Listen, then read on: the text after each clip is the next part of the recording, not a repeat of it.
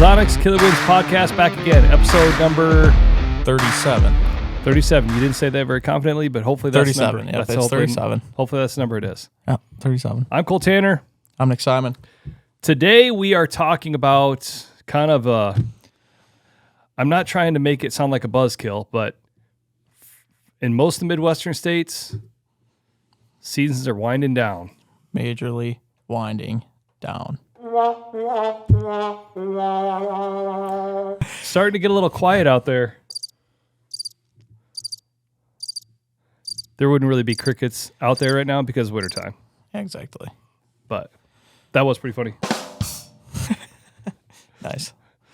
But no, it is that time of year when the hunting seasons are winding down. Now, if you're in the southern states, you're lucky because you're just starting to ramp up. Yeah. If you're in Alabama, Mississippi, Texas, Louisiana, you're probably getting ready for the rut to really start cranking in. Yeah. If you're from New Mexico, you're probably mule deer hunting right now. Yeah. Arizona, they're probably doing some mule deer hunting. The rut's really still swinging in.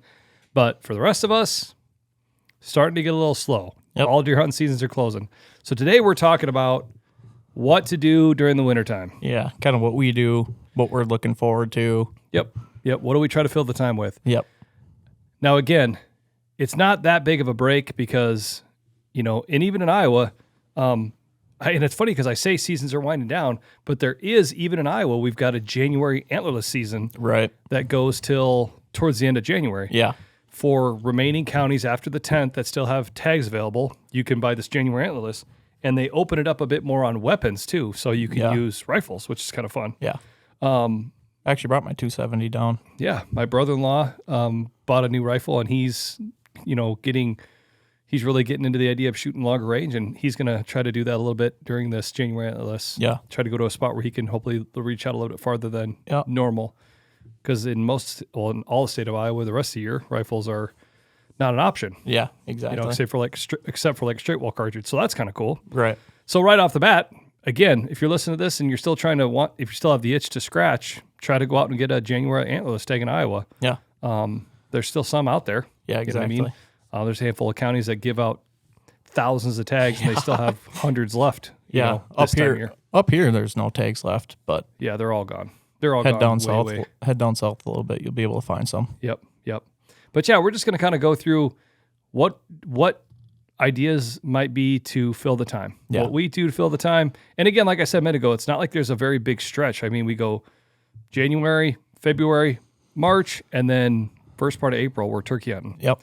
And so right off the bat, one of the things that I would say is a great thing to do, and it seems like every year there's more and more guys that do it, and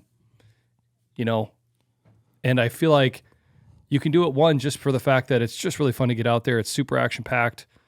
You can also do it because it's a great way to not, let so many of your fawns get killed that following spring, is predator hunting. Yeah. Get out and do some predator hunting. Yeah, it's big. It's big for everything. Yeah. I mean, well, turkeys too. How oftentimes do we see coyotes on camera? Yeah, all the time. All the time. Constantly. Jeez, oh Pete's. Yeah. All the time. Yep. Seeing coyotes on camera all the stinking time. Yeah. And it's honestly worse than Wisconsin where I'm at. Yeah. We get coyotes on camera constantly. Mm-hmm. And then actually one of my neighbors, he's really into coyote hunting. Yep. He's actually this year, he's like, that's my thing now. He's like, I like doing that more than deer hunting. And they just pele them around in our area. It's actually really interesting. So in the state of Wisconsin, the state of Iowa, and when we go to the Iowa Deer Classic every year, I try and walk up to the DNR booth. They usually have like officers there that you can just ask questions to. Mm-hmm. And about every year I ask them, this type of question, because what I'm trying to get at is you can't use thermal in Iowa. Or no, I'm sorry. You can use thermal in Iowa, but they won't let you use red lights. Red lights, yeah. And can you use red lights in Wisconsin? I'm honestly not 100% sure. Okay. And it kind of drives me crazy and I say that because I have a good friend named Zach Workman that lives in Pennsylvania. Mm-hmm.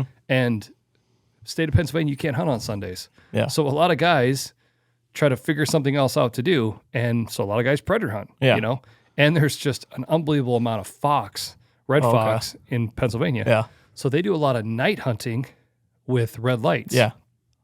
It's funny because the first couple years that we would go to the Harrisburg show, I would always make time and go buy a license and do it. We should maybe do that this year. That'd be kind of fun. That would be fun.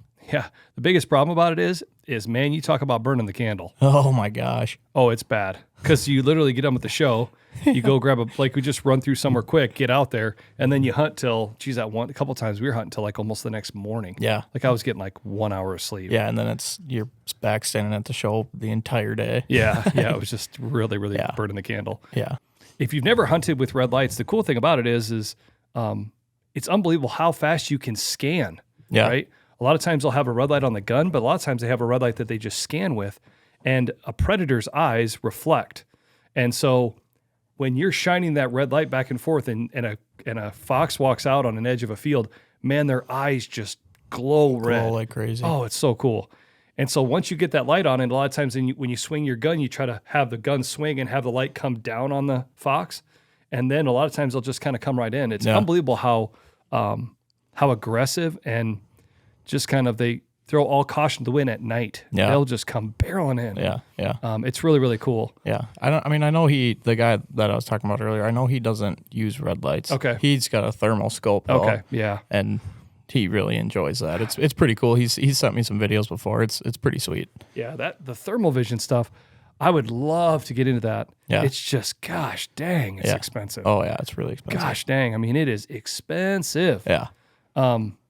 And I think the prices have come down a bit because it's been out for a while now. Mm-hmm. But still, it's expensive. Right. The thing I don't know that I would like about the thermal vision, it's a lot like with using a red light, is if you only have a thermal on the gun, it's really hard to try to scan with the gun. Yeah, exactly. You follow me? So a lot of guys run like a monoscope thermal imager deal that they just swing with so that they can see faster. Then they put that down and then they get on the gun. Yeah, exactly. And then there's guys too. I know guys in Iowa that'll use a thermal monoscope, however you say that. You know what I'm saying? Yeah. Though, right? Yes. Not like binoculars, but just one. Yeah. They'll use that to scan on the thermal, and then they'll just have a infrared on their gun. Okay. Does that make sense? Yep. And then there's the other way of doing it. I have a guy used to work at Ozonics years ago, and he had he had a nephew that was really into cow hunting, and he would just go out on full moon nights. Okay. He wouldn't even use lights. He wouldn't use anything. He would just watch the calendar, watch the moon phase, and then if he got a clear full moon night with white snow, whether that's the only color it is, but he would go out on those nights and just have them run in that way and shoot them off just his regular scope. Yeah. Yeah, there's a lot of guys in our area too run them with dogs too. Yeah. A lot of people do that. What type of dogs? No idea. No so clue. there's a again, I have another buddy around here, and I never was a part of it. I heard about it, and then I saw the dogs, and it was pretty insane. But they use greyhounds, retired greyhounds. Yeah. And like you see greyhounds like you see when you think about dog racing, they're like really skinny. Yeah. But a lot of those like just regular greyhounds, they get big. Oh yeah. And they're so incredibly fast. Yeah. And the guy that I know that does it, like they'll just drive around sections and they'll cut a track, and then they just drop the box. Yeah. And then set these greyhounds on it. Or if they, see a cow in a section, they'll put the dogs out and they'll just run them down. Yeah. And then rip them apart. Yeah. It seems like pretty much every single year, at some point during the winter, we get a knock on the door and like, hey, we're running dogs for coyotes. Do you mind? Yeah. Do you mind if we, follow them through your yard? And don't matter to us. Yeah. Yeah. I think one time they ran dogs on the piece that we hunt back home, and it was some crazy number that they shot like 6 of them off it in a year. Yeah. And it's like, it's only the 300-acre piece, which is just really insane. And it makes, we see coyotes constantly on camera. But what I was trying to get to earlier was I always ask the DNR, hey, when can we use red lights? Yeah. And their rebuttal always is, do you know how many people we would have using red lights to try to poach deer? Right. I'm like, okay, I understand, but you can spotlight in Iowa. Yeah, so exactly. what difference does it make? Yeah, it's no different. I understand that maybe makes your job harder, but I also know how much more effective you can be to hunt at night and more affordable to get guys into it, because all you have to buy is a flashlight. Yeah, exactly. You know what I'm saying? Yeah. And you could just run your existing setup. So I wish that they would allow red lights. Like I said, you can use thermal now, which is a huge jump in the right direction. You can use infrared, Right. but man, it would be awesome if we could use red lights. Yeah. Yeah. And the thing that I said too, my rebuttal was, I understand that could be tough. Then just make it so that the red lights they can only be used after January 10th. Yeah, Let them exactly. only be used during the non-deer seasons then. Right. You know, like January 10th through first part of like end of August or something. Yeah. You know, like, yeah. and that's the other thing too. You talk about like what you can do in the wintertime. You necessarily think, okay, well, let's go coyote hunting, predator hunting, but you can go predator hunting all spring as well. Right. You want to talk about a way to bail some hay on some predators is go out in the spring or go out in the early summer and do a fawn in distress. You want to see coyotes come running in? Yeah. Dude, that's worth a Google. That's worth a YouTube search. Just type in like fawn in distress predator hunting, and you want to see coyotes just come Running. just hauling in. Yeah. You know, it seems like every spring this statistic comes up, and I see it either on an Instagram post or a TikTok or somewhere on social media. And I don't know if it was the state of Iowa or what state it was, but they put a trail cam over a coyote den. Oh, okay. Okay, they put a trail cam over a coyote den, and it was in the springtime, early summer, spring, summer, and they're like, you know what? Let's just see what goes in and out. Like, Yeah. we'll just see. And I think this is before cell cams. This is just like a trail camera. I think they put it on video, and just let's see what goes in. I don't know if it was photo or video. I'm assuming video. Let's just see what comes in and out. They counted 33 fawns getting drug in to that coyote den. That is crazy. 33 fawns. That is unreal. Yeah, one coyote den. Yeah. One coyote den. Yeah. I'll be the first to tell you, these last couple of years, and I don't know what's changed, but in the last 2 or 3 years, I have seen, and this year was actually, did I see any this year? No, but I saw it 3 times last year, and at least 2 times the year before that, coyotes chasing deer through the woods. Yeah. Like deer just running, and then watching coyotes coming behind them. Yeah. We did see coyotes a couple times where deer kind of came barreling through, Yeah. and then it was just like a coyote kind of just trotting along. Now, did he just come trotting along and the deer smelled him and got out of there? Probably. Yeah. But the other years, it was 100% like 2 coyotes each time running. Doe runs this way, and then all of a sudden, a little while later, there comes the doe running back, and the coyotes were just hauling behind them. Yeah. And I mean, look at what we had at the beginning of the year, October 1st. I hit that doe high. Yeah. We trailed it, or we decided to wait till the next day to try to find it. We went in to trail it, Yeah. and we just found pieces. Yeah, exactly. Yeah, the next morning. Trail cam video that night of a coyote running right by, Yep. heading right that direction. Yep. So again, like if you're wanting to help out your deer herd, and you obviously, you know, hunting becomes a big part of managing that, but shooting some predators is a great way to help out definitely. your fawns that spring. Exactly. Yep. You know, because they obviously do a number. Yeah. Big time number. You know. Yeah. We just had a coyote on the other day on trail cam that was carrying a squirrel. Yeah. That was kind of cool. Yeah, it was. Yeah. That was a cool picture. Yep. But yeah, so I would say do some predator hunting. Yeah, it's a good thing. Keeps you busy. Yeah. Again, you know, obviously when this weather starts to get cold, you know, the colder the weather, the hungrier they get. And so the more conducive it is to try to call them in. Right. You know, so, and that's the other thing too, I think that could be said is, if you want to find a great way to try to get a segue into hunting on a piece of property, if you're looking to try to get permission, Yeah, good foot in the door. well, I'll tell you what, there's hardly anybody that you can knock on a door and they're going to say no to predator hunting. Right. Hey, would you mind if I want to try to shoot some coyotes? Yeah. Absolutely. Shoot as many as you want. Yeah. You know what? Go talk to the guy down the road. He'd like to have you shoot him too. And that's a great way. And then if you shoot a couple, go back by and say, hey man, we just killed 3. Yeah. Great. You know? Yep. Exactly. Yeah. So I don't know. I think that's great. We kind of already talked about one, if you can get some January antlerless hunting in, Yep. and then do some predator hunting. Right. Yep. Yeah. Yeah, it's a great thing to do. All right. So next on the list, late winter scouting. Yeah. You know, it's funny because this episode will be airing middle of January. Yep. And as of right now, and probably when this episode airs, we're not going to have much snow. We don't have any snow here right now. No. We don't have any. No. There is not a flake out there. There's not even a skiff. Yeah. There's zilchy. Yeah. I just made that up. Zilchy's not even a word. Yeah. Zilch. Yeah. None. Zero. Snow. Unbelievable. No snow. Yeah. I can't remember a time it's been this part of January, no snow. Yeah.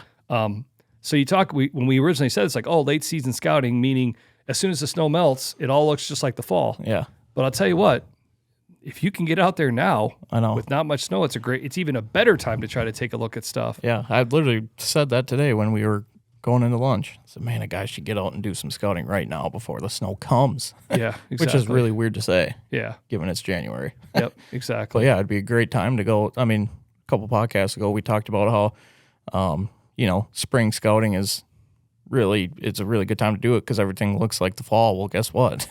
Everything looks even more like the fall right now because we've had nothing to change it and make it look different. Exactly. Not even snow. So it looks exactly like it. Yeah. I mean, even when we were out last week, we went out with the Muzz, and just when we walked back, we walked along field and there was a couple scrapes. I'm like, oh, hey, look at that. Yeah.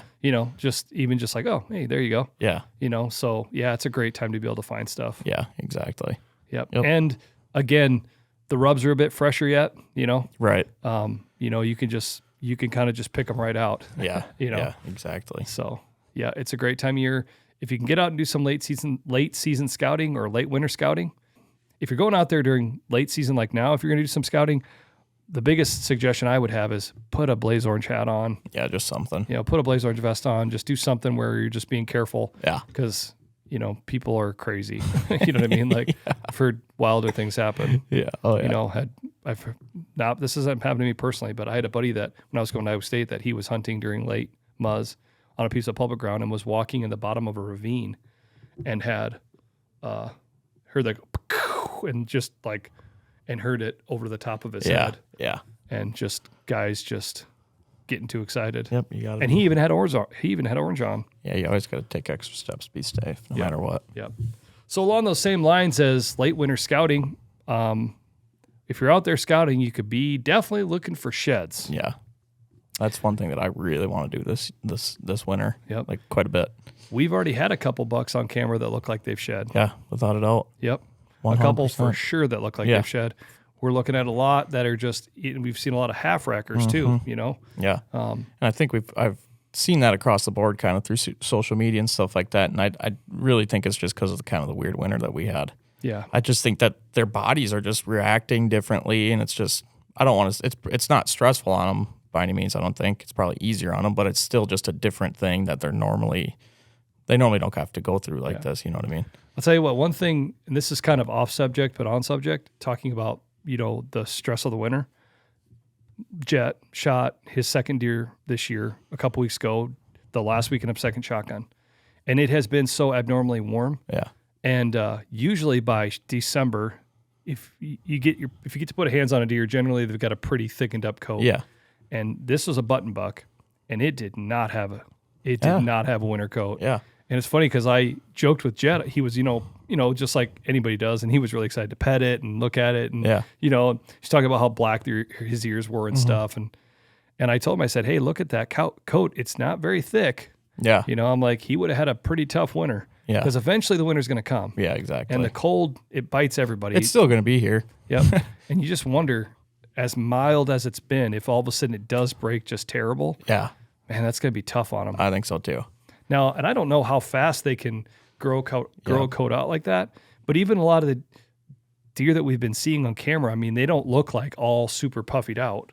But again, so if you're out there doing some winter scouting, late season scouting, look for some sheds. It's a great, and again, you and I have been talking a lot about these bucks we've had on camera. Come on, make it through. Yeah, exactly. Come on, make it through. Geez. Make it through. And gosh, it'd be just sweet just to find a couple of them. Oh my goodness. Be awesome. Did you hear though? And again, I'm saying all this stuff that I wish I had it right in front of me at my fingertip, but there was a thing about a deer, like a deer study area that I don't even know how many acres it was, but they watched these deer. I mean, they were observing them and they were studying them, and they knew how many bucks, how many does, how many deer were in there. And they knew when they had antlers, and they knew when they had shed and all this stuff. Yep. And they went in this fenced in area to try to find the sheds. Couldn't find them. They couldn't find them. You know what I'm saying? It's just wild. It's insane. You know what? And It's like that song, Some Guys Have All the Luck. Some guys have all the luck. As I know guys that go out and they're like, oh, yeah, I found 28. It's like, geez, oh, Pete. Oh. I don't know. I've never found one. I've never gone. Yeah, I've found them, but I haven't found piles of them. Yeah. I think there's only been like one time where I'm like, I'm going shed hunting today and I'm going to find one. Yeah. I didn't find one, but it's just like, I think a guy just needs to put in time and you can probably get a good bag of them. Yeah, maybe. This year would be really fun. Except the spot that I really want to go, I think it'd be hard. At that public spot, you'd have to put out some miles. Oh, yeah, dude. You know what I mean? Well, I'll tell you what, the first place that I would go is that standing corn. That's what I would standing corn, maybe a couple of them willow thickets. Yeah, just because you just never know when they're going to get hit off. You know, they exactly. brush up against something and just there they go. Yeah, I've seen a guy on Instagram. I actually, sorry to interrupt you, but I shed hunted that a lot when I was hunting that. Did you have any luck? No. No. No. Yeah. It's just so big and there's so much grass. Yeah. I did find 2 out there and it's just like, it was just kind of a pure luck. Like, oh, there they are. Yeah. But yeah, there was I saw a guy on Instagram that was just baling hay on them. Oh, and really? it looked identical to that spot. Mm-hmm. Like, man, kind of got my brain going a little bit. I'm like, gosh, it'd be fun. But it would be a lot of miles. Yeah, you'd have to be ready to do some walking. Yeah, definitely. But it would be so cool to find one of them big ones. Yeah. 33 or something. I just hope 33 keeps getting bigger. He will. Yeah. Maybe. We'll see. Man. Okay, let's stay on task. This next one I know is near and dear to you. Yes. And for me, it's more of just like if I have somebody like you that likes to go, then I'm more of the tag along. Yeah. I don't have any of the gear. Yeah. And that's doing a little ice fishing. Oh, yeah. Love ice fishing. Yep, doing some ice fishing. So much fun. Yeah. Grew up ice fishing. We never had a boat growing up, so my only, way to fish was ice fishing. So I was really ate up with it growing up through high school and Do a stuff. little fishing on the hard water. Yeah. Yeah. Nothing better than being on the hard water. Yeah. Can't beat it. Yep. We even had a high school ice fishing team back in the day. That sounds like totally Wisconsin thing. I've heard that so many times. Yeah. I didn't even know that was a thing. Yeah. It was super cool. I mean, we'd go and did you have weightlifting sessions where you had like dumbbells and you'd be like, ugh, yeah, or lifts every morning. Yeah, deadlifts it or was like brutal. ice auger lifts or something. Yeah, it was brutal. But no, it was a really cool way to get into it. And, we had tournaments every single weekend all over Wisconsin. With other schools. Yeah. On different lakes. Different lakes, yep. It was pretty sweet. And, I just remember, typically you could start fishing around, 7, and the guy would go out in the middle of the lake with a firework, and we lights the firework off. Really? That's when you can start fishing. It was pretty cool. Funny. And then, obviously, weigh-ins were really fun. Everybody's kind of standing there, see what everybody caught. And, yeah, I don't know. I really like ice fishing a lot, but it's been one of my favorite hobbies for a really, really long time. Yeah. So... Yeah, like I said, my neighbor Jerry, he does a lot of ice fishing. Yeah. And years past, I've done, I shouldn't say a lot, but I've gone with him. Yeah. And then, it's been really fun with Jet. Yeah. He thinks it's, anytime you can do something where he can just have action and get to catch something, he's all about it. Yeah. And, ice fishing is really fun. Like I said, it's a great way to pass some time. Yeah. And like I said, I think the thing that I enjoy about ice fishing is the same thing I enjoy about whitetail hunting. Is you just never know when you're gonna hook into something or land something big. Yeah. And that's where it gets really fun. Yeah. Yeah. And it gets really fun too when you kind of understand it a little bit more, and you can play around with you can see kind of how the fish are acting on a graph and stuff like that, and you're like, oh, maybe I should switch to this and see what they do. That's called ice fish hunting. Yeah, ice fish hunting. Yeah, that's exactly what that is. But that part's really fun. Get a little strategy, and then you fish them. Yeah, but no, so that part's really cool because it's there's a little strategy in it. It's kind of play the game a little bit. Yeah, and it's interesting. When you hear guys talk about, I've even heard people talk about the wind, right? Well, we got this type of wind today. That's going to make it hard. I'm like, how does the wind affect under the ice? But I don't know. You hear people talk about it. Yeah. Or if it's a cloudy day, if it's a sunny day. Yeah. Just so many things like that. That just seems just kind of random, but then you see guys catching fish. Oh, yeah. Yep, but it's currently middle of January, and there is not a skiff ice on the lake. Well, there's a little layer. bit. It's not safe. But it's not safe. No. And that's the thing. It's pretty bizarre. Yeah, so that sucks kind of because I was really looking forward to it. Yeah. I mean, the entire fall we were kind of talking about it and getting excited, and finally brought all my ice fishing gear down, and there was good ice for a little bit there. There was people fishing, but then all of a sudden it was just gone within a weekend. It rained and it was 50 degrees. We had a couple of 50-degree days. Yeah. Yep. And then we had some 50-degree days, and it got windy. Yeah, and that really little windy. bit of open water Yeah, that just really pushes off the ice bed. Yeah, exactly. But, that's the really interesting thing about where we're at geographically in north central Iowa. We live in Clear Lake. If you go south of here, Ames, Des Moines, you're probably not going to have much ice at all. Yeah. And if you do have ice, it's going to be really thin. Yeah, exactly. If you're wanting to ice fish somewhere where you can drive your vehicle on, then Clear Lake is definitely the first place. Yeah. Does that make sense? Yep. And so we get a lot of people that are just not from this area that are ice fishing because they just drive from the south. This is kind of the first place that they come, especially if you're an Iowa resident and you don't want to go into Minnesota or wherever. Yeah. This is kind of where everybody stops. Yeah, exactly. And it's just right up I-35. So we get a lot of people that come here for ice fishing. Yeah, and that's kind of the fun thing about Wisconsin, too. I mean, there's just so many lakes. Exactly. It's just insane. Yeah. But along with Minnesota, too. Yeah, oh, yeah, for sure. Yeah, it's just crazy. Sure. Yeah, but it's it's the same thing there. I mean, I think there's probably a lot of times where there's better ice conditions and whatnot in Wisconsin, but it's the same thing up there right now, too. There's no ice up there. Yeah. It's all the same thing. Mm-hmm. I mean, I had some buddies fishing early, like real early, and now they're not fishing because they just got so dang warm. Yeah. It just kind of sucks a little bit. But. Yeah, and it gets to a point, from my perspective, where the juice has got to be worth the squeeze, right? You're out there, and it just gets risky. Yeah. Oh, yeah, definitely. And we've already heard a story this year where guys were picking their way out, fished, no problem, and then went to come back. Yeah. Like as the day got a little bit warmer after the morning, and then they fell in on the way back. Oh, yeah. Yeah. Yeah, it just can be really, really, you got to be really, really careful. Ice is a weird thing. It feels like, these early stages, you can never count on it. You just don't know what it's going to do, really. Mm-hmm. So, but yeah, I got a couple things planned for a little bit later in the winter. So hopefully we got good ice by then, which we should. You got a couple little ice fishing trips. Yeah. I got some buddies coming down from Wisconsin to fish here.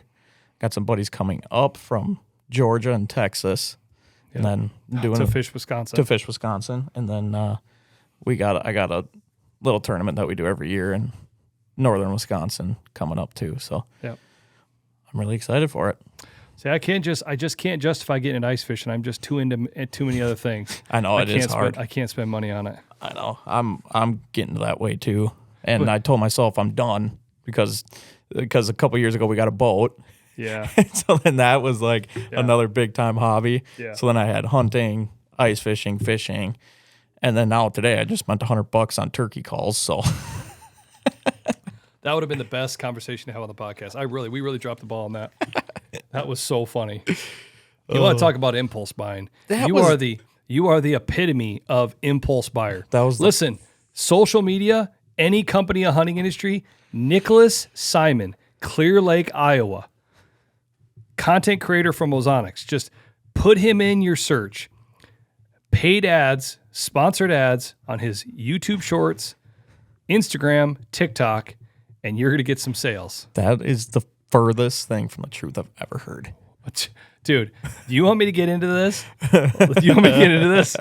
No, here's the real story. There was this call company that I saw on Instagram or whatever, and I'm gonna be first year calling, really. Supposedly, you've been trying to talk to me about turkey calling for 2 weeks, and I don't even remember you ever mentioning once. And your response to me was, "Well, I've been trying to talk to you about this, and every time I ask you, you go, and I never have said anything like that."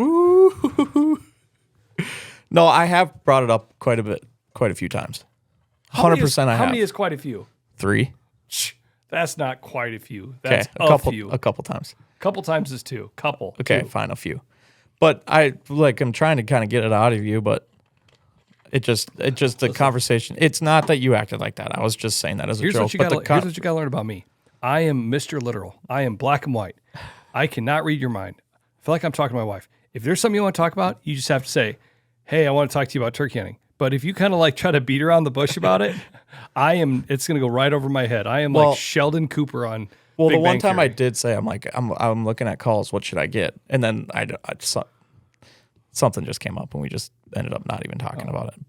But so today Cole came in to my office and he's like, hey, I came across this new company. They got some interesting stuff. Yeah, because I said, it's kind of crazy because I said, I see, just like everybody does, sponsored ads on my social media. Yep. And I said to him, I said, yeah, it's kind of crazy. I saw a turkey call company doing sponsored ads in January. I'm like, now NWTF, the national convention, is coming in mid-February. Yep. So, and again, if you are into turkey calling and if you are competing and you're doing any of these calling competitions, those are in full swing right now.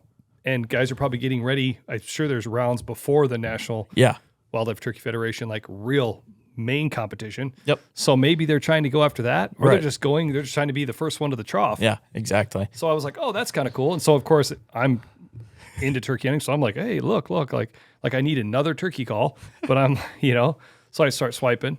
So I say that to you. I'm like, hey, I just kind of random, like, and you're like, oh, I saw the same thing. I was looking at them I don't know. And so 10 minutes later, you had spent $100. Yeah. Yeah. 10% off. Hey, listen, that was not impulsive at all. No, because that was like the conversation that we had was what I needed to like figure out what I want to get for the spring. Yeah. And I wanted to get it soon here too, because I gotta get practicing.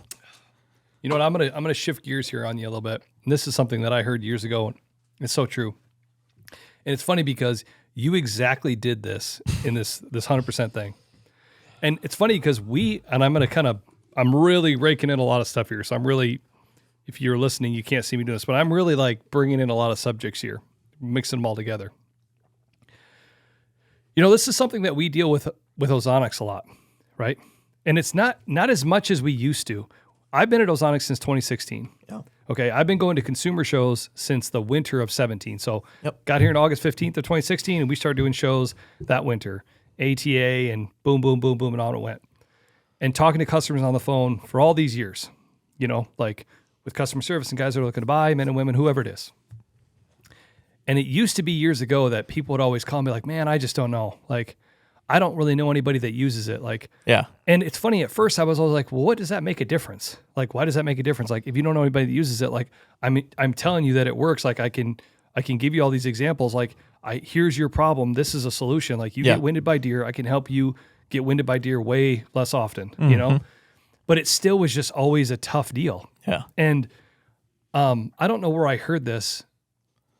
Actually, I do want to know where I heard it. It was on a website that does like discounting for the different companies. You can get savings if you're like part of this thing or whatever. Yeah. I'm being kind of vague on that.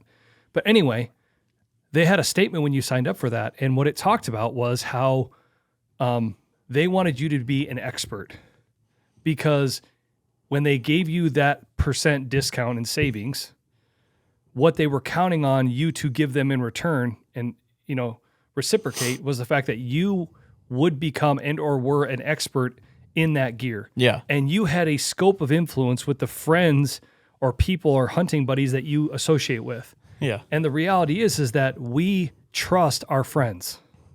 Yeah. Do you follow me? Yeah, exactly. Dude, my buddy Ben from Utah, we talk probably 2 to 3 times a week about gear. Yeah. Sheep hunting gear. I mean, you've seen my spreadsheet. Yeah. Like, I am obsessing over every ounce of my hunting gear. Yeah. Like, and so I talked to him, like, hey, what do you think about this? Hey, I'm looking at this power bank. What do you think about that? Which one do you have? Like, what do you suggest? Like, this one's 20,000 milliamp hours, all these crazy things. But what I'm really doing is I'm trying to ask somebody that I trust what their perspective is. And that oftentimes sways my decision on what I'm going to buy. Yeah. More than the ads that I see, more than the commercials that I watch, the TV, or random other people that I don't even know. It's the people that I trust. Yeah, exactly. And like that, what happened today is a perfect example of that. Yeah. You want turkey calls. You've been thinking about it for a long time. Yeah. And that's kind of been mulling over, and you're kind of like, you're getting closer to buying, but I don't really know. And which one do I buy? And how do I choose? And And then all of a sudden I walk in, I'm like, hey man, I saw this ad. It was the exact same one you saw. And then we get to talking about like, well, what do you recommend? Oh, what cut should I get? And man, this one's a little bit easier when you're first starting out. Yeah.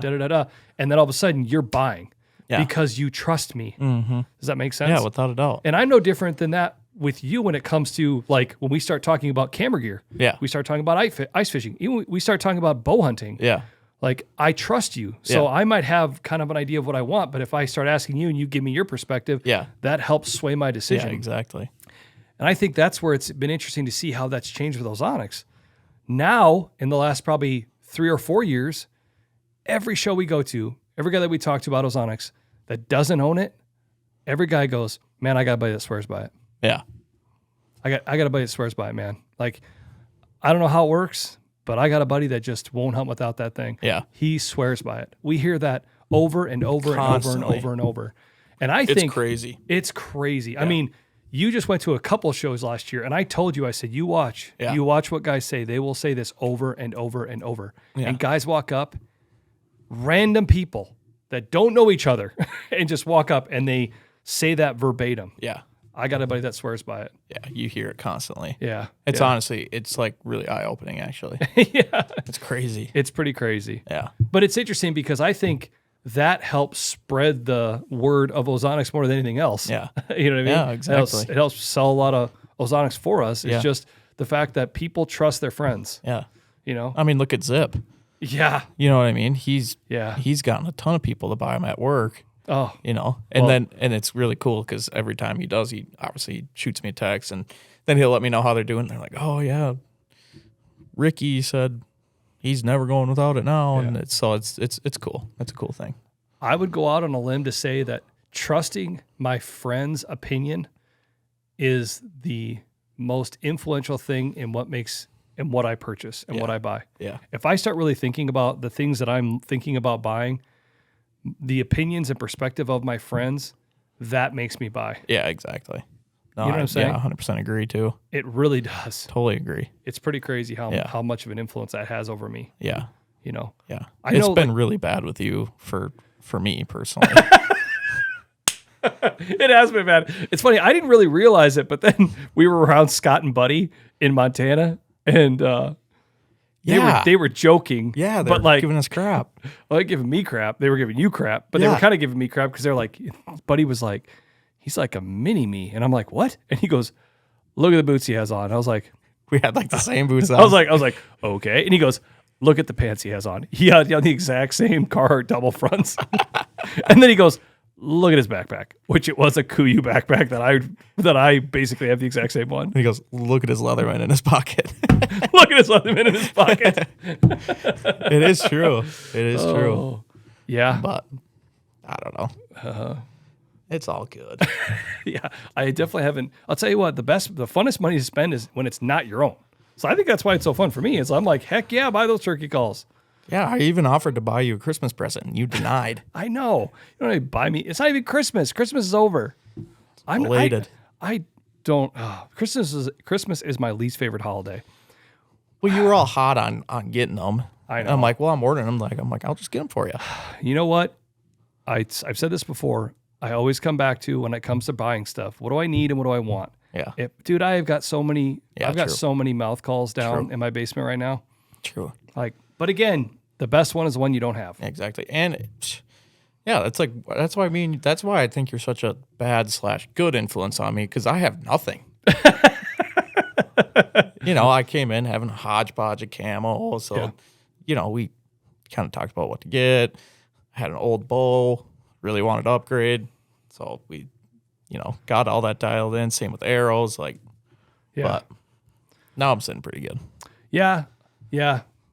Having a you know, a friend like how I've been helping you like that can be good and bad, because it can be good because what it's good in a lot of ways is because you kind of skip over buying the wrong stuff. Yeah, exactly. But the problem is you kind of buy once, cry once. Yeah. So you got to spend a little bit more because exactly. I've kind of gone down the road of buying like, well, I bought this and I didn't really end up liking, then I ended up buying that. Yeah. And I generally have like expensive taste. Yeah. Tatum's always like, really? Yeah. How is that you find the most expensive one to buy? Yeah. I don't know. That's how I'm too. Yeah. It's bad. Yeah. Great deal though on them calls though. 3 for $30. Hey, there you go. And you got a slate call, right? And I got a slate call. And you got a glass slate call. And what else did you get? I got a little mouth call holder. Yep. Little tin cup. Little tinner there. Yeah, it's no big deal. Yep. It's gonna be interesting. But yeah, that was 100% an impulse buy. It was not. I just needed that conversation to impulsively get you to buy. No. So if we wouldn't have had that conversation today, would you have bought them this morning? Maybe, because I watched a ton of turkey hunting videos last night, and I was really like, I came into work today thinking like, I got to talk to Cole about what to get, and then it just naturally happened. That was the good Lord saying, "Hey, spend some money." Or Facebook algorithm. Yeah, but whatever. It's listening to us now. Phones are listening to us. Yep. So yeah, if you're in the Ozonics office anytime from here to April, you're gonna hear me just raking on those things. It's gonna be awesome. You're probably gonna have to buy mortgage or wear those ones out. Hey, we'll see. I told Cole the goal this year, if everything goes really good, I'm saving my last tag. You haven't even shot one. You've already, let's just make it straight. You haven't shot a turkey yet. You haven't shot one at all in your entire lifetime. So first you want to not just shoot one, but you want to shoot one with a bow, which makes it a bit harder. So you're already past that. Yep. You're already getting past that. Now you're on to the next thing, which is what? I want to do a turkey hunt where I do everything. I do all the calling. Cole can't say a word, but we decided that he can laugh at me. You have to carry everything. All I have to do is just walk out there. You just walk in there with the camera. So I get to be critical the whole time. Yeah. Oh! I'm in. Audience thinks it's great too. Yeah. Woo! But I think it'd be really cool to be the one calling. Get them to commit. But see, you going even further. You want to decide where we're going. You want to decide where you're setting up the blind, how you're setting it up. Yep. Deke setup. Well, not only the deke setup, but what dekes you're bringing. Yep, exactly. Then you want to do all the calling. I might even self-film it. Oh, jeez. I'm kidding. That'd be a racket. Oh. But I think that'd be pretty cool. Yeah. Because I really am going to try and learn how to call really good before the season. It's going to be awesome. I can't wait. I'm telling you, dude, I think you're getting way more into turkey hunting than you think. No. You're pretty excited. No. Yeah. Whatever. You're pretty excited about it. You're kind of bouncing around over there. I know. I am. Better watch out. You might get a little blood sugar. I don't want to see that. Yeah, I know. I'll have to get you a snick snack over there. No, I'm not. A little Snicker snack. I'm far from a low blood sugar right now. So. But yeah, no, it's going to be fun. It'll be interesting to see. Yeah. And yeah, again, I think, for the record, I think you a little impulse bought, but I think you got a good deal, and I think you got some good calls. It'll be interesting to see how they work. Yeah, I'm excited. I'm really, really excited. Yep. Great service, too. Already shipped. Already got a notification. Yep, ordered them this morning. Couple hours later, boom, gone, out the door. Boom, got them. You might even have them for, well, today's Thursday. So you'll have first part next week, you'll have them. Yeah. It's going to be awesome. I'll tell you what, I'm going to get annoyed with you calling all the time. Yeah. Until it's really good. And then you're going to be like, whoa. It's going to be like music to your ears. I guarantee you. By the time we go to our first show, it'll be like music to your ears. Guarantee it. Hey, that's a good segue. It is. That's why I did it. Oh, there you go. Another thing you can do in the wintertime, if you're looking for something to do, consumer shows. Yep. Great thing to do. If you're pretty much any of these Midwestern states now, there's a good consumer show in the wintertime. Yeah. For example, Iowa has the Iowa Deer Classic the first part of March. Yep. The weekend after is the Minnesota Deer and Turkey Expo or Classic. I'm not sure what they call it. I think it's Expo. But that's in the greater Minneapolis area. Yep. That's a great show to go to. In the weekend after that is Wisconsin has their open season Sportsman's Expo shows. Yep. Used to be called the Wisconsin Deer and Turkey Expo. Yep. That's always in, or that hasn't always been. It's been in a couple. They've kind of moved it around here and there the last few years, but now it's in Wisconsin Dells, which is kind of like the redneck capital of the world. It's amazing. Yeah, it's awesome. Even in that time of year, the nice thing about the Wisconsin Dells in March is it's deader than a doornail. Mm-hmm. You're not, you hear people talk about that when you run into people from Wisconsin Dells, that if you try to go from the one end of town to the other end of town, it take you 45 minutes. Yeah. To go down the main drag and zip down through that little downtown and then go back out the other way, it takes you a while. And you can get through town really easy. Yeah. It's a heck of a place. Yeah, it's a lot of fun. It's at the Kalahari Convention Center. Yep. I think there's an indoor water park that's really connected to it. It's pretty cool. Yeah, my goal this year at the show is to go down one water slide. Oh, that would be fun. We should do that. We seriously should. It'd be so fun. Yeah, we should do that the day we set up. We should just go and do the water park. Yes. Yes. I'm so down. Oh, that would be really fun. Yeah. So, yeah. And then, like you said, so Iowa, Minnesota's got a good show. Wisconsin's got a good show. Iowa, the promoter at Iowa, also puts on the Illinois Deer Classic now. Yep. That's always in, or hasn't always been in, but it's in Peoria. Yep. So that's a great one as well. There's one in near Kansas City, I know. They have some in there's a couple in Nashville. Yep. Then you can look at some of the even bigger shows that get to be really fun. Just here coming up, actually, I think it's like the weekend right before the weekend before this is airing. Yeah, yep, so this it will be. Yeah, well, what I'm saying is the Dallas Safari Club in Dallas, because this is airing the second, not the 10th, or not this weekend. It's airing, this is what, 10th, 11th, 12th, the 15th? Yeah, I think it's the 15th. Yeah. I can't see it. Anyway, when this is airing, the Dallas Safari Club show will already been happened. Yeah. But that's in Dallas. The Sheep Show is out in Reno, Nevada. Yep. SCI is in Nashville, Tennessee. There's these bigger NWTF show Yep. is the weekend before SCI. And then if you really want to go to the granddaddy of them all, we'll be going to it is the 9 day, it's even hard to say. Wow, it's a lot. 9-day Great American Outdoor Show in Harrisburg, Pennsylvania. Yeah. It's 9 days. 9 days long. Yep, 9 days long. So Ozonics, we're doing 3 shows this year. We actually cut way back. Yeah. We've done up to like 12 in a spring. It's been pretty ridiculous. We've been all over, ping pong and all over. Yeah. But this year we're only doing 3. We're doing the Great American Outdoor Show in Harrisburg, the 3rd through the 11th. Then we're doing the Iowa Deer Classic the first weekend in March. That's in Des Moines.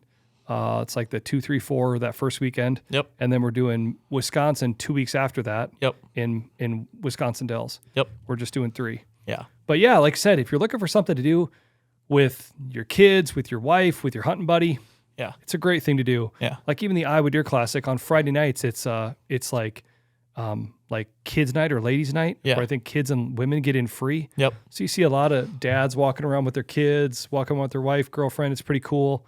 And it's just a really fun thing with the weekend. Yeah. The other thing that I would say to kind of piggyback off of that about the consumer shows, that another thing you can do at the shows is, and another thing you can do in the wintertime that we don't have on our list, get involved in some indoor 3D shoots, or indoor just 3D shooting. Yeah.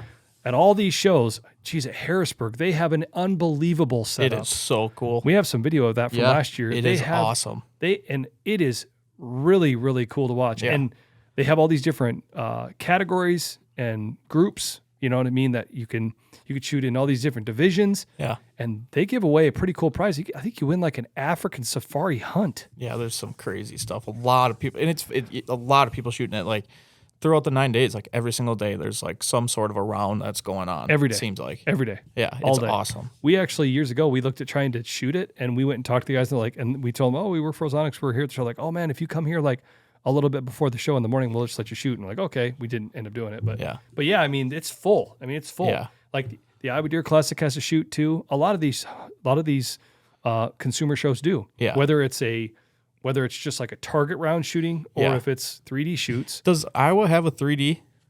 I feel like theirs is just like a 300 round or whatever you call it. Well, so here's the thing. They used to have a 3D shoot. Yeah. And you know what the crazy thing is the 3D shoot in the Iowa Deer Classic used to be in the main hall. Oh, really? Yeah. So when it's like, Interesting. so you know how there's that area above with those windows? Yeah, with like the walkway. Yep. So like if you're standing in that walkway and you're looking down, our booth was like kind of straight in the middle. Yeah, right in the middle. Yep. But like over here to the left, that whole corner used to be a 3D shoot. Really? Yeah. And dude, they had bleachers set up. That's cool. Yeah. That's kind of similar to Harrisburg. Very it's similar. the whole hall that's just for shooting. Yeah. It's just they have a whole room. Yeah. That's just this. It looks like it's a little horse arena. Yeah. Yeah. And it's just targets. Yeah. And if you actually stand up on those bleachers and look down, a lot of those 3D shoots, they do it very well. They don't just make it so you just have a target straight out in the open. Oh, they're all tucked in. Oh, dude, they have one like right behind the other.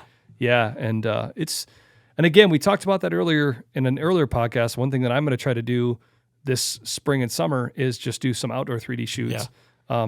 It's kind of hard for us to do consumer show shoots because it's like we're there for a specific reason. Yeah. And again, it's just a lot to travel with a bow case. And exactly. Bow case, camera gear, like it gets to be too much. It gets to be a lot.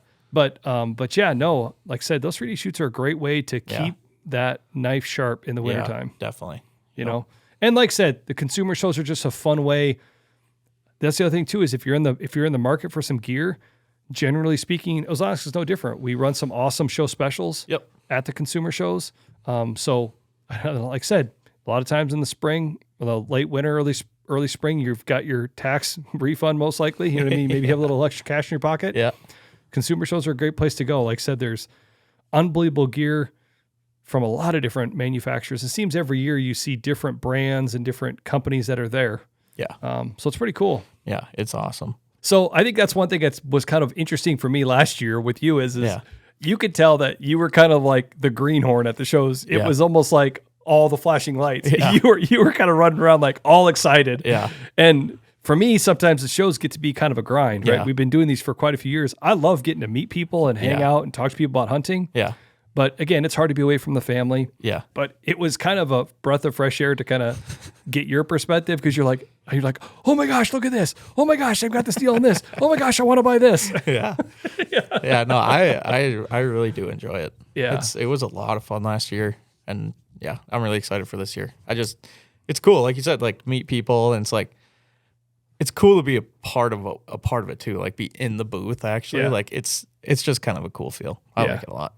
Yeah, and you know, when we go to the shows year after year, you kind of run into the same people. Yeah. And you know, it's kind of interesting too because there's definitely a camaraderie with all the vendors. Yeah, without a doubt. That you see guys walk and be like, and you saw it last year, like, hey man, where are you guys going next? Where'd you guys come from? Yeah. Which one you guys doing this year? That type of stuff. And then again, it's a great way to just catch up with friends and, hey man, how'd your season go out? Oh man, I saw this on social media. Congratulations. And then we also run into a lot of the same customers every year. Yeah. You know, and it's funny because one of the things that, you know, when we're at the shows and we're talking to customers that I kind of found myself in this conversation a lot was when a guy would be sitting there and be like, oh man, I don't know if I want to buy, like, I don't know if I need to really do this right now. I would always go back to, you know, everybody has the same experience with Ozonics. Mm-hmm. You take it out and you hunt the right way. Hunt the right stand on the right day on the right wind. Don't do anything different. Just hunt the way you hunt. Yeah. Just do what you do. Just set the Ozonics up, put it in the downwind direction. And what you're going to see is what everybody sees. And what everybody sees is when you get deer on the downwind side, before Ozonics you get winded, and with an Ozonics, you're going to get away with it more often than not. Yep. And when you see that happen, the light bulb's going to go on, and then the wheels are going to start to turn. Right. Because now you're gonna see it work just like everybody does, and then you're going to start thinking, okay, what else can I get away with? Yeah, exactly. And when that happens, I tell guys, I said, listen, you remember this conversation, and next year when you're here, you come up and talk to me, and you say, I told you so. Yeah. And every year we have guys walk up, and they walk up like, hey man, you remember me? And sometimes I do, sometimes I don't, but I do remember when they say, hey dude, you told me to come and tell you I told you so, and you were right. You know, it's awesome. Yeah, that's sweet. It's crazy. I mean, you know, so it's really fun. It's really fun to go to the shows, and I feel like we kind of have the perfect amount this year. 3 is good. You're not getting too worn out, and like I said, Harrisburg's really fun because it is super long. 9 days is a heck of a deal. Yeah. But like I said, we've actually got a pretty cool lineup of people helping at the shows this year. Yeah. I mean, so Randy Stoppenhagen is a really good friend of ours, really good friend of mine from Idaho. Yep. He helped us last year, so he's coming out for Harrisburg. Yep. So him and I are driving across the country, or driving from Des Moines to Harrisburg. Yep. When I'm picking him up at the airport, and then you and Susie will be out. Yep. At the shows. Yep. Susie works in the office here. She's going to be helping with the cash register most of the way. Actually, Jason Mears just texted me today and said, hey, are you guys doing shows again? So he might be helping. Yeah.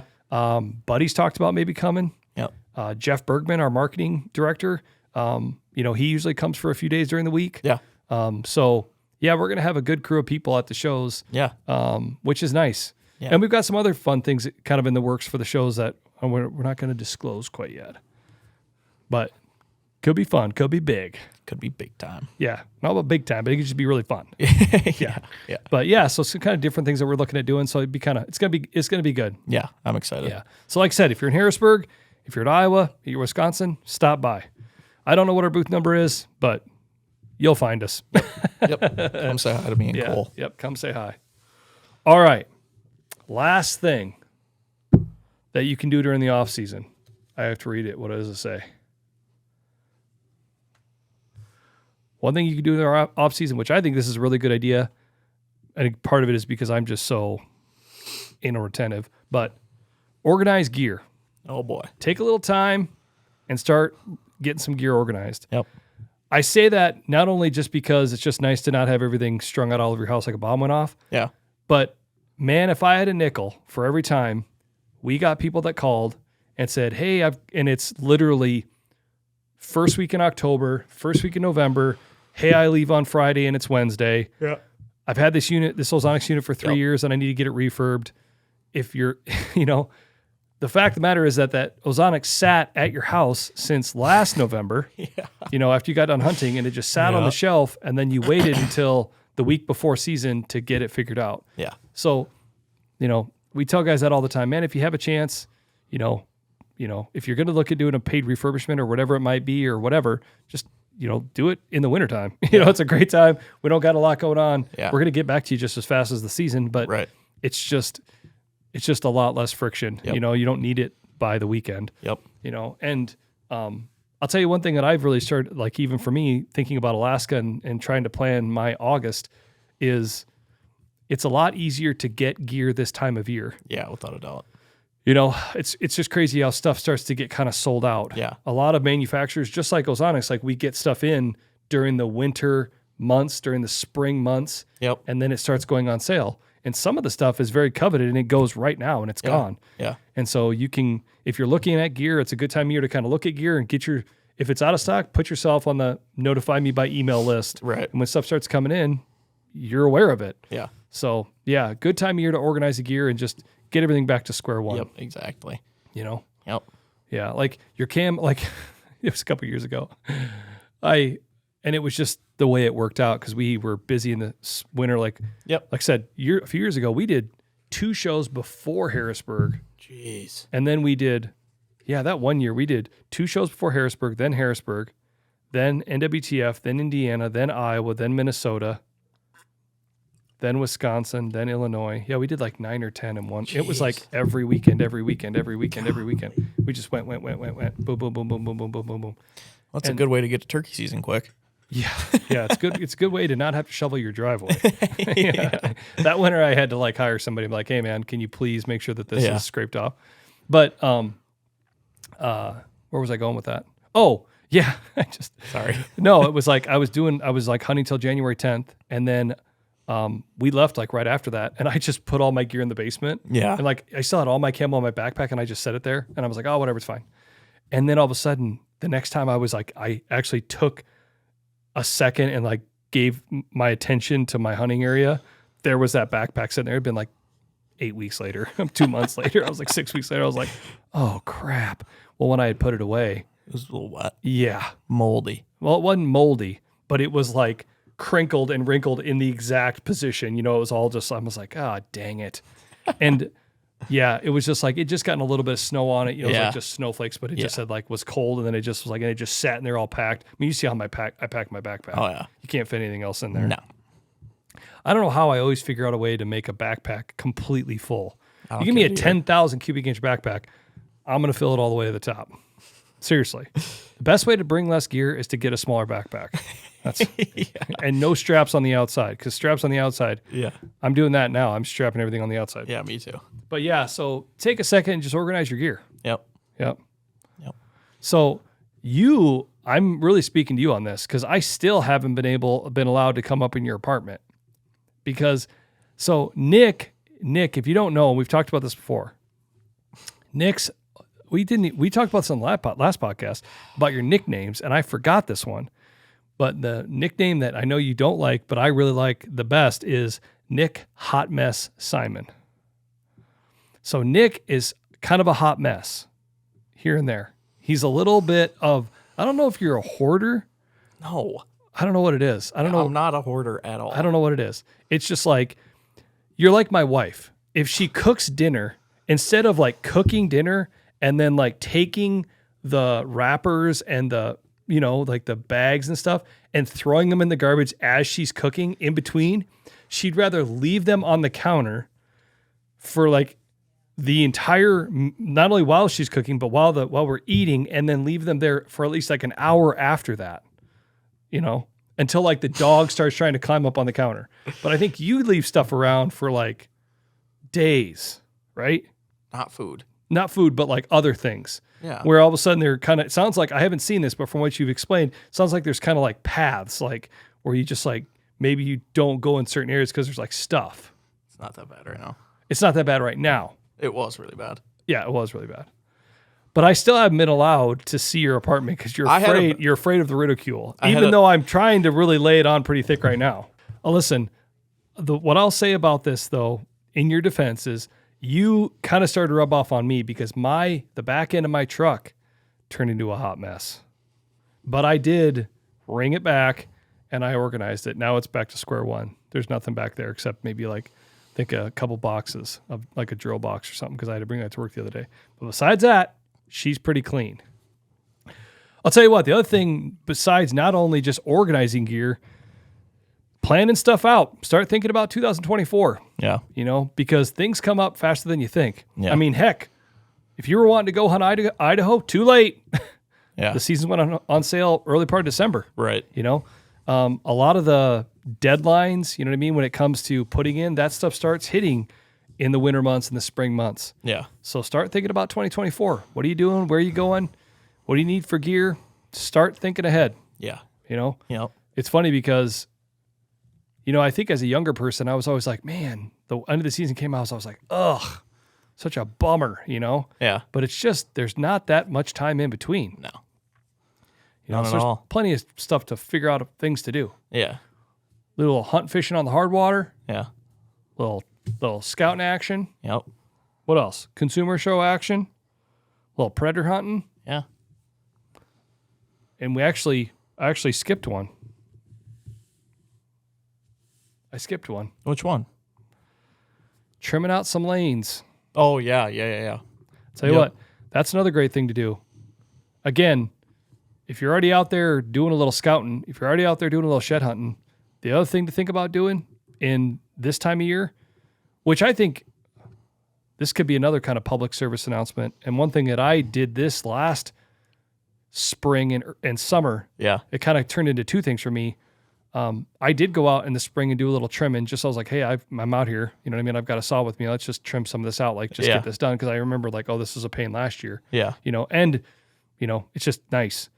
So if you can go out there in the spring or late winter and do some trimming, it's a great time to cut some lanes. Yeah, definitely. And then you probably are going to have to go back out there in the summer and check them. You know what I mean? Because stuff grows back in. Mm-hmm. But I'll tell you what, the other thing you can do in the summer, and this is a little bit off subject, but check those straps on your stands. Yeah, that's a big one. Especially you come into the spring months, and that's when these trees wake back up again. Right.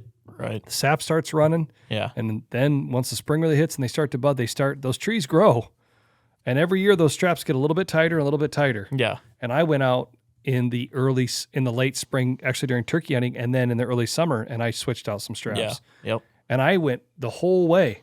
I went every ladder section. I loosened them and reset them. And then on the stand, I checked the straps, and I had a couple straps that were looking a little ratty. Yeah. It's a little squirrely because they get chewed on and different things, and just replace them. Make sure your straps are good. Yep. It's not. These stands are unbelievably built, and they have high integrity and everything else, but it's the straps. Yeah. A lot of times is the constraint. Yeah, exactly. So check some straps. Just keep safe up on that type of stuff. Yep, without a doubt. Yeah, it's a good time to kill a bunch of birds with one stone, for sure. There you go. Bunch of birds. Yep. Like a pile of them with one. Yes. One stone. Yes. Hey, I think we just wrap it up. Yeah. Hey, do you have anything else to add? No. Nothing else? Nope, I'm good. I think that was a good discussion. Good riff sesh. Yeah. We've been doing a lot of riff sessions here lately. Yeah, it's been good. I think it's been good. Yeah. I think the moral of the story is find something to do. There's plenty of stuff out there to do yet this time of year. Yep. Stay busy, but also good time to hit that reset button. Yep, exactly. Hit that reset, clear your mind a little bit. Get ready for turkey season. Oh, baby. Here we go.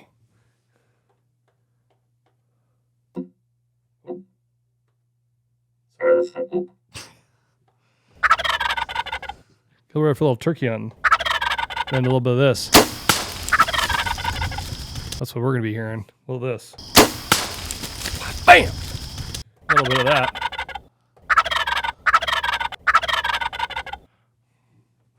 It's going to get... You better get used to hearing that after I'm on the calls. Best part about when you turkey call is how you get like all into it. You're like, I don't even know how you do it. You're doing... Yeah, there you go. There you go. There, that's what it is. Earlier when we were going to lunch, you sounded like a turkey humping a crow is what it kind of sounded like. I'm sorry.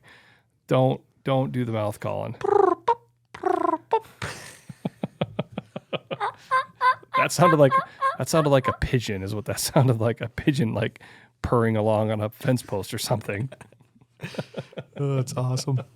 All right, we better wrap it up. This is getting to be too long. Hey, thanks for watching. Another Osonics Killerwinds podcast in the book, episode 37. I'm Cole Tanner. I'm Nick Simon. Get out there. Stay classy. See you next week. Don't let the winter get the best of you. I would drop the mic, but it's on a stand.